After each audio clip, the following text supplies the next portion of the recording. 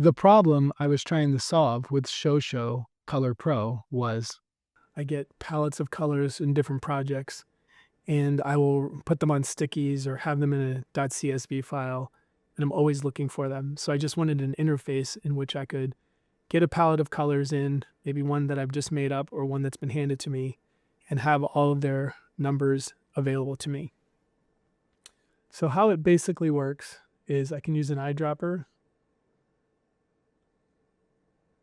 and sample a color, and then it'll make a color palette out of that.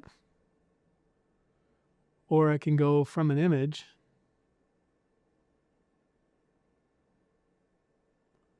choose the colors I like of this palette, save it by name, and then it's created inside of my palette manager. Now I can copy the hex numbers, use them individually. I can import colors as a CSV. I can export colors as a CSV. I'll show you what that looks like. I can add colors to this or change them. So I don't like that shade of gray. Come in, lighten it up a little bit, and it resaves it. Now inside of here, in this color palette, I've got, just like the old Adobe Cooler, I can create different versions of it. By right-clicking, I can lock one so that when it changes them all, but not that one. By right-clicking, I can undo that. Let's say I save this palette.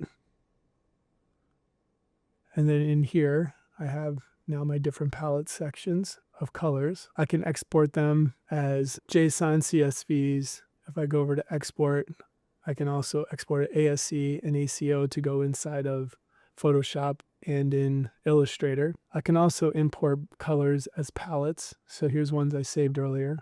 Here's a very simple one I saved. You can delete them, rename them. Basically any combination. You can also just save a color. So maybe I'm given a brand color and I want to just save it. I can give it a name. And I can keep as many of those as I want. Import and export those. Keep a history of past colors and clear that history.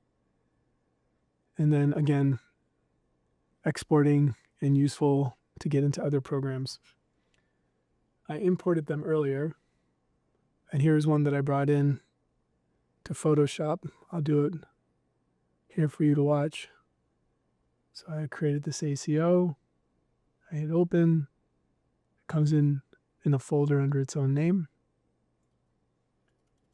And then in Illustrator, here's one that I brought in from After Effects using an ASE file. Inside the help, got a simple help here and also a factory reset. Now, since you can export all of these, you can bring them back in, re-import them. If something happened to your palette, you can share these palettes with other people who are either using Shosho ColorPro or they could just take it off of the CSV file. And it's just a way of managing colors. Hope you find it as useful as I do.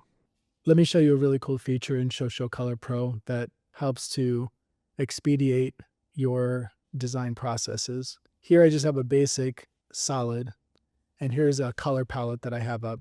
Let's say I pick this color here, this purple. If I go to the bottom, you'll see two controls, palette control and color fill effect. If I have a layer selected and I hit color fill effect, whatever color is selected in your palette, it becomes a fill effect on that layer. Well, let's say I want to rig a bunch of expressions with a control layer that has the palette on there. If I just hit this button, it'll create a control layer that has all of the palettes ready to go for expressions.